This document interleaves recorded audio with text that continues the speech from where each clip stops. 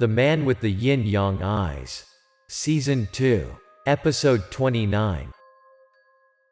When he heard about the lanterns, Big D was very surprised. He did not expect that the magician Jack was actually related to the lanterns containing Wen's soul. Before hearing Wang mention them, Big D only assumed that Wang used witchcraft to collect Wen's soul. But it turned out that the matter was much more complicated. Seeing Big D's attitude like that, Jimmy immediately said, "Aren't you guys also looking for those lanterns? Please cooperate with me. Once you kill that mage Jack, those lanterns will also be given to you. I don't care about them." Hearing that, Big D seemed to be unable to hold back anymore.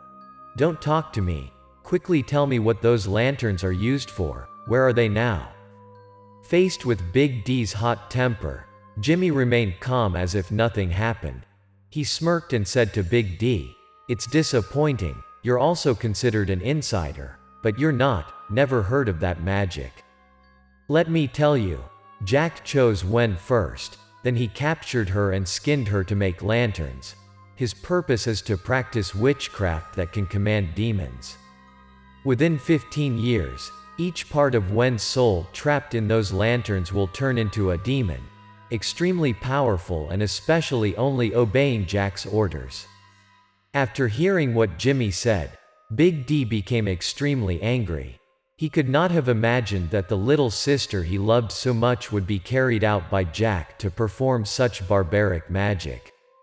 Couldn't hold it anymore, Big D yelled at Jimmy, "We will cooperate with you. Quickly tell me, where is that bastard now?" By this point, Jimmy had a satisfied smile on his face. He seemed to have convinced Big D. While Big D and Jimmy were talking, I stood outside and watched, so I was a little calmer. At this point, I said, "Jimmy, tell me if you really want to cooperate with us. Why use dummies to attack us? Don't say the reason is to probe us, because I know that the killing intent of those dummies is very strong. Every blow they hit is deadly." Hearing my questions, Jimmy laughed and explained, "Don't get me wrong. I'm just using an illusion to test you too, and the dummy thing has nothing to do with me. But my guess is that they were brought to you by Jack's disciples. I am also his disciple, so I am not familiar with their tricks. I still have a point where I don't understand. After all, you are the one with the power here, this whole port area you took over after your father died. With his position and power here, why don't you deal with Jack yourself? In addition, I also know that once a mage is accepted as a teacher, no one dares to rebel because he will have to face terrible consequences. Why are you still deciding against Jack?" At this point, Big D had released Jimmy. He pulled back his collar and talked to us. "Everything has a cause. This started a long time ago.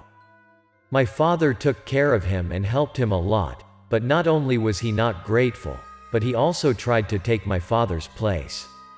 Because he couldn't directly deal with my father, he used the kidnapping of Wen to solve all problems, both serving his purpose and borrowing Wang's hand to kill my father. By this time, everyone here considers him to be the real owner of this port, and I'm just a puppet. Even a little smart person knows that my life won't last much longer." Pausing for a moment, Jimmy scratched his head and continued, "It's a shame to say it, but my ability is really not equal to the two of you. If you directly confront the two of you, it will just die a little faster. Well, once I die, my other relatives don't expect Jack to treat me well, so I ask the two of you to help me, destroy him before he kills me." Admittedly, Jack is an extremely powerful man with magic power. He can be said to be the strongest in the sect. I have heard about him and his master before. I don't know if there was any friction between him and his master, but he attacked his master, resulting in his death. When I heard this, I was also startled by the cruelty and cold blood of the mage Jack. I also know that this man's ambition is great. He not only wants to control this port, he also wants to reach out. To do that, He needs a force beyond human ability to help. The fact that the other girl was captured and skinned for him to make a lantern was just a small step in his entire plan. At this point, Big D's mouth was wide open in surprise. After all these years, he still thought that Wen's death was due to a personal enmity between Jimmy's father, him and Wong, that led to these gangsters killing Wen to avenge them. Unexpectedly, it was all created by that evil mage. After listening to Jimmy tell stories about that mage Jack, we gradually understood more and more issues, but I still want Jimmy to tell me the details of what happened at that time, so I can get more information about Jack, which will be very useful when confronting him later. It seemed that Jimmy really wanted to work with us, so he started telling the story, which he said began many years ago, when Jimmy was still a young boy. Jimmy's father was a gangster, specializing in protecting businesses in this harbor area. Jimmy himself did not know when Jack worked for his father. He only knows that since Jack was a baby, he was at his house. He also knows that Jack is a subordinate that his father trusts very much. One feature that Jimmy didn't notice until later was that Jack rarely aged over time. Because he is a close subordinate, it is not unusual for Jack to be invited to breakfast by Jimmy's father. On such occasions, Jimmy would sit next to him and listen. One day, when the meal was almost done, Jimmy's father turned to Jack and said that he wanted to entrust Jimmy to him. Hearing that, Jimmy found it strange, but he didn't understand much because he was young. Jimmy's father wanted to do this for two reasons. Firstly, Jimmy was born when he was quite old. He was afraid that his son was too young when he died, afraid that there would be no one to guide him to cope with life's storms. Secondly, the sect that Jack cultivates always emphasizes loyalty to confidently entrust his son to Jack. When the two of them talked, Jimmy could only focus on his breakfast, because what an adult said could not be understood by a child. But with Jimmy at that time, he didn't like Jack very much. Maybe his cold manner made Jimmy feel scared every time he looked at him. Waiting for Jimmy to finish eating, his father said that from now on, Jimmy will stay at home and follow Master Jack to study. What he learns will be very useful to him later. Then he got up and left the table. Before leaving, he also said he had to deal with two new guys who came to his area today. These two guys came to do business but refused to follow the rules here. Of course, those two guys are none other than Wong and Big D. Jack then took Jimmy to the restaurant where we found the body in the wall, which has not changed owners and is still a bar. After going inside for a while still fascinated with the things Jack taught, suddenly Jimmy saw Jack's subordinates bring a girl inside. It was Wen. Wen was tied up and gagged, so Jimmy could only see her scared eyes. There was a strong smell of alcohol from Wen's body. They must have forced her to drink a lot. When the subordinates brought Wen to Jack, looking at the attitude of his two subordinates, Jack guessed what they wanted, so Jack told them not to touch Wen because Wen was very important to him. She will become an extremely effective and loyal subordinate to him. Of course, after she dies, Jack also said that giving Wen so much alcohol makes her skin firmer and ease her pain. Hearing what Jack just said, Wen didn't know what they would do to her. She was really panicking and scared. Jack then ordered two subordinates to bring Wen to the warehouse. Before he was taken away, Wen even turned his head, looked at Jack with a tearful face, and looked as if begging. In her heart at this moment, she only wished that her brother and Big D would quickly come to her rescue. After the subordinates took Wen away, Jack also began to follow. Before leaving, he turned to Jimmy. "Jimmy, do you want to learn how to make a lantern, a very bright lantern? It's going to be very interesting." Hearing what Jack said, Jimmy didn't think much of it. His mind only had images of bright lanterns hanging in front of his house on big holidays, so he happily followed Jack. Then Jack put Jimmy in the car with him to a large warehouse. This is where Jack has prepared to serve his barbaric work. After arriving, Jack takes Jimmy inside with him. When entering the warehouse, Jimmy meets Wen again. Now, she is tied to a chair in the middle of the warehouse. Jimmy was wondering what was going on when Jack said, "Jimmy, you also know that your father wants you to join the black cult, right? Now is the time to learn the first lesson. A member of the black cult needs to know how to do one thing, that is to kill." Then, despite Jimmy's bewilderment, Jack walked over to the table where he had left his magic tools, picked up a book, and began to read it. It was actually the book of witchcraft he was about to read. Performed, claiming that he had memorized it all, but he still read it word for word, reading him with a satisfied smile. Jack slowly picked up the knife on the table. Now he was so interested that he read aloud what was in the book out loud, which was really horrible things. It instructs the performer how to peel off the skin of a living person as quickly and completely as possible, which makes Jimmy's bodyguard standing behind Jack's spine cold. This person is exactly Jimmy's father, sent to ensure Jimmy's safety.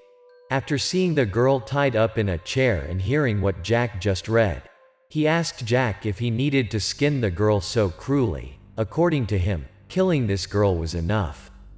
Without waiting for the other bodyguard to finish his sentence, Jack used the knife in his hand to stab him in the neck. On the surface, he pretends not to disturb him while he is studying magic, but in reality, this is just a way for him to show respect to others. What he wanted to say was that whoever stopped him would surely die.